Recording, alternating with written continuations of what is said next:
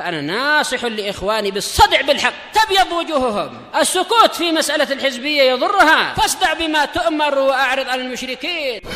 سلامي على دماج ورجالها والشيخ يحيى ودار العلم يا سعد بانيها. Kita masih di akhir-akhir muka surat 29. Iya, pembahasan berhala-berhala yang disembah itu.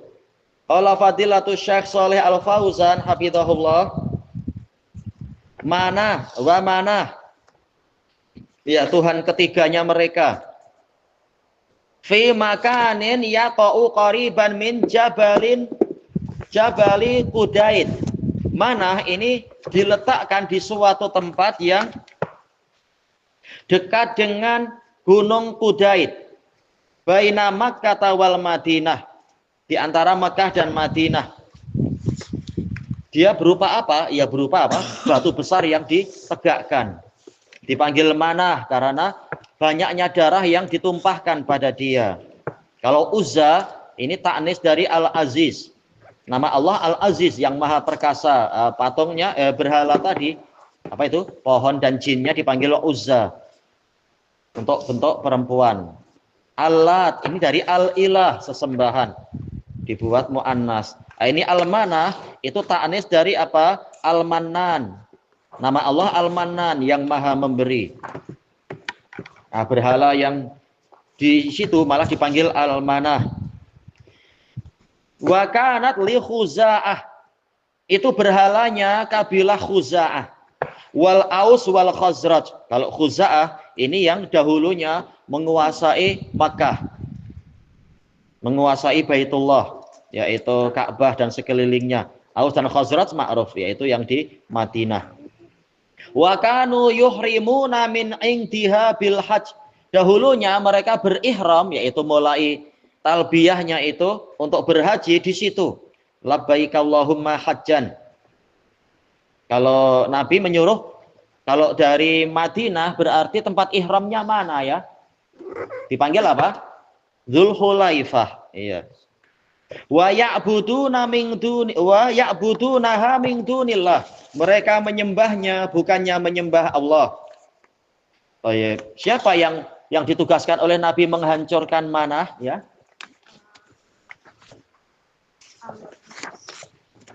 Ana lupa ya. Ada khilaf ya?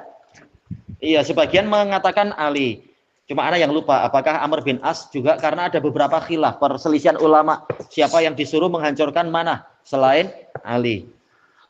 Kemudian fahadhil asnamus salas, ketiga patung ini hiya akbaru asnamil Arab. Ini adalah patung Arab yang paling besar. Selain mereka juga menyembah, ada patung keempat. Siapa yang ingat patung keempat yang disembah orang Quraisy? Siapa ya? Siapa yang ingat?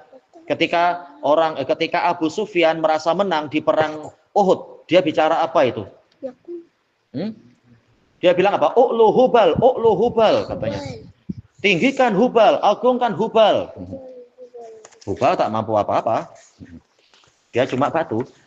Qala Allah Ta'ala, afara'aitumul Lata wal Uzza wa mana tasalisatal ukhra.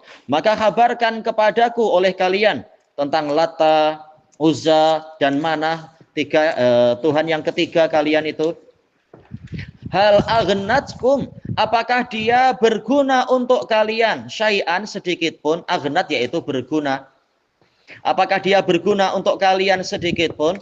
Ternyata tidak berguna. Buktinya tatkala pasukan Abrahah hendak menyerang Ka'bah, patung-patung tadi tak mampu apa-apa. Abrahah waktu itu membawa apa? Membawa apa? Ular, burung elang, atau membawa apa? Untuk menghancurkan Ka'bah dia membawa apa? Membawa rhino. Membawa cangkul. Bawa cangkul. Ya, bawa apa? Iya, bawa gajah. Tayyib. Mungkin ada teman-temannya bawa cangkul sekalian. Tapi ternyata apa? Mereka sendiri tahu bahwasanya patung-patung tadi tidak berguna. Makanya Abdul Muttalib, datuknya Nabi Muhammad Shallallahu Alaihi Wasallam, mintanya adalah kepada Allah, kepada Rabb hadzal bait, pemilik rumah itu, yaitu Allah, untuk melindungi rumahnya. Dia tidak minta kepada patung-patung itu. Hal nafaatkum, apakah dia bermanfaat untuk kalian? Hal nasorotkum, apakah patung-patung tadi menolong kalian? Tak mampu apa-apa. Sebagaimana yang sering dibaca oleh kaum muslimin, nah kita termasuk muslimin, tentang peribadatan kepada berhala-berhala itu. Wattakhadhu min dunillahi alihatan la'allahum yungsharun la yastati'una nasrahum. Mereka mengambil selain Allah sebagai sesembahan-sesembahan agar mereka itu tertolong. Ternyata sesembahan-sesembahan yang lain tadi tidak mampu menolong mereka. Iya, patung-patung tak mampu apa-apa. Kemudian hal kana takhluk, apakah patung-patung itu, berhala itu mencipta? Mencipta nyamuk pun tak mampu. Ketika diganggu oleh lalat pun tak mampu untuk melindungi diri. Ketika anjing mengencingi mereka pun patung-patung tadi tak mampu untuk menjaga diri. Wa tarzuk, memberikan rezeki, malah kita lihat patung-patung itu yang sering diberi buah, diberi roti, atau yang kita lihat di daerah itu? Daerah Tuko situ, patungnya dikasih Pepsi. Kasihan dia, tak sehat tuh Pepsi itu. Nanti cepat mati jiwanya itu. Kena diabetes. Watuhyi, apakah berhala-berhala tadi mampu menghidupkan? Watumit, atau mematikan? Tak mampu apa-apa. Kadang kita dapati ada anjing mendekat ke patung-patung kecil yang di situ. Kemudian kencing di patung itu. Patungnya tak mampu apa-apa. Tak mampu untuk melawan anjing-anjing tadi. Madza wajadtum fiha, apa yang kalian dapatkan pada berhala-berhala tadi? Hadza mim babil ingkar. Ayat ini masuk dalam bab pengingkaran. Allah mengingkari peribadatan kepada berhala tadi. Ini dalam surat apa sih? Afara'aytumul Lata wal Uzza. Surat apa ini? Surat apa? Iya, surat An-Najm. Sebelumnya Allah bicara tentang keagungan Allah Ta'ala ketika yaitu menceritakan ayat-ayat Allah pada waktu Allah memi'rajkan Nabi Muhammad. Nabi Muhammad dimi'rajkan sampai ke mana? Terus sampai ke mana lagi? Iya, sampai ke langit ke-7. Di langit ke-7 ada apa? Siapa yang ingat ya? Ada Baitul Ma'mur, ada apa lagi? Ya, jelas ada Nabi Ibrahim. Ada apa lagi di langit ke-7? Ya. Apa? Surga, betul. Seperti dalam surat An-Najm, indaha jannatul ma'wa. Di dekat itu ada surga, tempat menetap. Itu tuh apa? Satu lagi yang belum disebut ya. Iya, Sidratul Muntaha. Baik. Di situ Allah menunjukkan tanda kekuasaan yang besar. Walaqad ra'a min ayati rabbihil kubra. Sungguh Muhammad di langit ke-7 itu melihat sebagian dari ayat Allah yang paling besar. Disebutkan di dalam hadis Ibni Mas'ud, Nabi melihat Sidratul Muntaha. Sidrah itu apa sih? Sidrah itu apa? Ya. Sidrah itu nama apa Sidrah? Ya. Iya, pokok sidr, pokok bidara.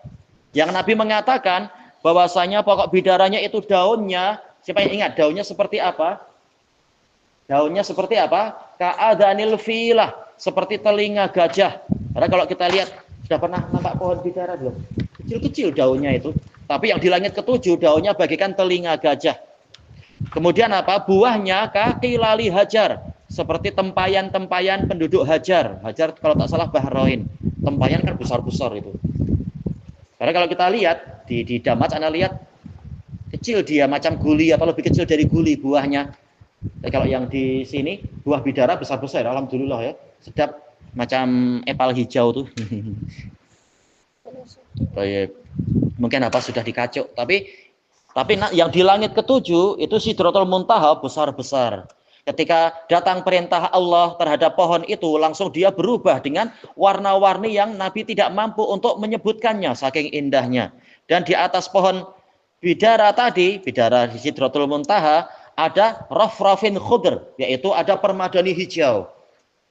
Seperti yang disebutkan di dalam riwayat Muslim. Jadi tanda kekuasaan yang hebat sekali. Setelah itu baru Allah Ta'ala mengajak bicara kepada Tuhan-tuhannya orang-orang musyrikun. Lata, Manah, Lata, Uzza, Manah. Mampu apa patung-patung ini? Mencipta pohon pun tak mampu, mengangkat orang ke langit pun tak mampu, dan seterusnya. Maka bagaimana mereka meninggalkan Allah yang maha perkasa demi patung-patung yang tidak ada guna ini? Ini babul ingkar, yaitu sebagai bentuk pengingkaran. Kemudian wa tanbihil uqul, masuk dalam bab mengingatkan akal, akal sehat, akal yang sakit, benda-benda macam itu disembah. Seperti yang di India tahun ini ada lembu yang lahir dengan mata cuma satu, langsung disembah. Mata aja tak cukup malah disembah. Aneh akal manusia itu. Atau seperti yang di Jawa ada kerbau. Kerbau biasanya warnanya apa kerbau? Kerbau warnanya apa? Iya, agak hitam atau coklat atau kelabu. Tapi yang di Jawa itu warnanya putih, macam mat saleh. Tapi malah disembah. Kotorannya itu diambil cari berkah, dipakai untuk wewangian. Kotoran lembu wewangian. Padahal bicara aja tak mampu, bicara seperti manusia. Ini akal yang rusak seperti itu. Akhirnya dia mati. Ya, dia makhluk, dia bukan Allah Ta'ala, tapi dia melahirkan lembu putih juga, disembah juga. Ini entah akal manusia kemana. Lembu malah disembah, padahal di sini lembu disatai sedap. Ila antarji'a ila rushdiha, untuk mengingatkan akal-akal manusia agar kembali kepada kelurusannya. Rush artinya kelurusan. Tulis harus artinya apa ini nantilah untuk hafalan nanti. Fahadhihi innama hiya sakharat. Tayyib. Asalnya sakhrah, tapi karena di jamak muannats salim jadi sakharat. Benda-benda ini hanyalah bebatuan, wa syajarat, yaitu pepohonan. Laisa fiha naf'un wala dhar, tidak ada manfaatnya dan tidak ada bahayanya. Ada di Indonesia pohon yang dikeramatkan, dia besar sekali, ketika digergaji pakai apa namanya? Gergaji senso itu sudah tinggal sikit aja, ternyata tetap tegak, tak mau jatuh. Akhirnya orang menyembah dia. Ini bodoh kah pintar? Bodoh lah. Bukan pohonnya yang hebat, tapi mungkin apa? Ya ada jin yang menopang atau apa. Tapi orang sudah langsung ternganga dan terpana. Padahal kalau kita bacakan ayat kursi, insya Allah dah langsung jinnya lari, pohon jatuh. Tapi orang begitu mudahnya tertipu dengan fenomena seperti itu. Makhluk tadi, yaitu apa? Mereka semua adalah makhluk Allah. Kalau sudah marah, Allah kirimkan petir. Pohon tak mampu apa-apa, langsung keriting tuh rambutnya tuh. Tak layak untuk disembah. Kemudian walamma ja'allahu bil Islam, tatkala Allah mendatangkan agama Islam, Islamnya Nabi Muhammad sallallahu alaihi wasallam, wa fataha Rasulullah. Ini kurang alif nih ya, Rasulullah. Sekretarinya kurang teliti dan sering ya untuk lafadz jalalah Allah kurang alif di naskah ini. Rasulullah sallallahu alaihi wasallam membuka Makkah. Tahun berapa Ahmad? Tahun berapa? Makkah ditaklukkan tahun berapa? 65 ke 67? Tahun 9. Tahun 2024. Ayo, tahun 8, betul. Iya, 8 Hijriah. Al-Musyarrafah, yang dimuliakan. Arsalal Mughirah bin Syu'bah. Ini kurang tak marbutah ya. Arsala al-Mughirah. Rasulullah Shallallahu alaihi wasallam mengutuskan, ya ini rombongan sahabat yang berangkat untuk menghancurkan beberapa berhala itu. Mughirah ibn Syu'bah wa Abu Sufyan ibn Harb. Siapa nama Abu Sufyan? Siapa nama Abu Sufyan? Abu Sufyan namanya siapa? Iya, Sakhr, betul. Sakhr bin Harb, tamam. Al-Qurashi. Ilal Lat, menuju ke Lat. Ini ada tasdid di atas alif, tentunya tak tepat. Bawa ke tak. Bawa ke huruf tak. Fit Taif, yang ada di Taif. Fahadamaha, mereka berdua tentunya dengan beberapa sahabat yang lain meruntuhkan berhala itu. Ahli tauhid tak takut dengan patung-patung. patung-patung benda mati, kita bacakan ayat kursi, insya Allah setannya lari. Tak perlu takut. Bi amri Rasulillah, ini juga sama ya, kurang alif, Rasulillah. Harusnya ada alifnya. Sallallahu alaihi wasallam. Ya rahmatullah. Kemudian wa arsala Khalid bin al-Walid. Nabi mengutuskan Khalid ibn al-Walid ilal Uzza, ke Uzza. Khalid bin Walid tak takut dengan jin. Nah, kita ahli tauhid tak perlu takut dengan jin. Dulu di Damat, apa itu, sebagian ulama ketika waktu masih mengaji, kadang mengajinya sampai jam 1 malam, 2 malam di maktabah. Nah, kemudian balik ke rumah jarak 2 km. Di tempat yang sepi sering ada jin-jin di atas pokok bidara, bising-bising jinnya dengan perut gemuk, pengen menakut-nakuti. Tapi dilempar dengan batu, lari jinnya, takut. Jadi tak perlu kita takut pada jin. Atau seperti murid dari Ibnu Abbas. Siapa ahli tafsir murid Ibnu Abbas? Siapa namanya? Iya, Mujahid. Nama Mujahid bin Jabr al-Makki. Beliau ketika sholat malam didatangi jin, bentuknya seperti gurunya Ibnu Abbas. Maka beliau pada waktu sholat malam berikutnya, bukan malah takut sholat, tetap sholat, tapi bawa pisau. Nah, ketika jinnya datang lagi, ditusuk pisau. Langsung dia sembunyi di balik dinding, tak pernah datang lagi. Entah masuk ICU kah, mati, tak tahu. Ternyata dia takut atau terluka dengan ahli tauhid. Maka tak perlu kita takut. Kenapa ada kita perlu angin ternyata. Ternyata angin itu nikmat.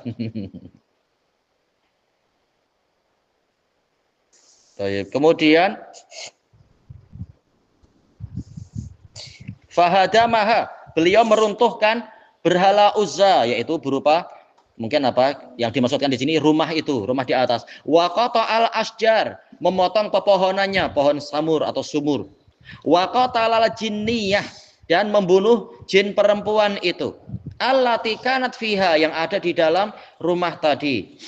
Jadi kalau kita masuk rumah, terutama apa, rumah-rumah bomoh itu, atau rumah yang sudah bertahun-tahun tidak dipakai orang, boleh jadi memang terasa horornya karena ada jin-jin di situ. Tapi jangan kita takut. Rumah ciptaan manusia itu untuk kemaslahatan manusia. Jin biar hidup di alam mereka sendiri. Mereka punya teknologi yang mungkin lebih baik atau apa, hidup di alam mereka. Rumah yang dibuat manusia itu untuk manusia. Nah, kita meruqyah dia. Karena di sebagian tempat ada jin marah-marah. Saya sudah lebih dulu tinggal di rumah ini, engkau tak layak. Kita katakan kita berhak karena apa? Kita beli rumah dari ahli warisnya. Rumah ini rumah manusia dengan apa istilahnya, untuk kemaslahatan manusia. Jin ada di dimensi lain dengan rumah mereka. Maka manusia lebih berhak dengan rumah yang dibuat manusia. Nah, kita ruqyah rumah itu, kita bacakan ayat kursi dan sebagainya. Jin mungkin untuk tinggal di bumbung atau di manalah, tapi tidak boleh mengganggu. Baik. Kemudian dikatakan tukhatibun nas, yang mana dahulunya jin tadi sering mengajak bicara orang-orang. Wa tudilluhum, menyesatkan mereka. Wa mahaha an akhiriha, beliau menghapus jin tadi sampai akhirnya. Walhamdulillah.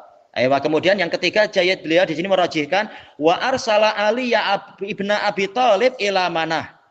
Beliau Nabi mengutuskan Ali bin Abi Thalib menuju ke Manah. Fahadamaha, beliau meruntuhkannya. Wa mahaha, menghapusnya. Tayyib, ilahuna wallahu a'lam. Subhanakallahumma wa bihamdika la ilaha illa anta astaghfiruka wa atubu ilaik. Walhamdulillahirabbil alamin. Jazakumullahu khairan.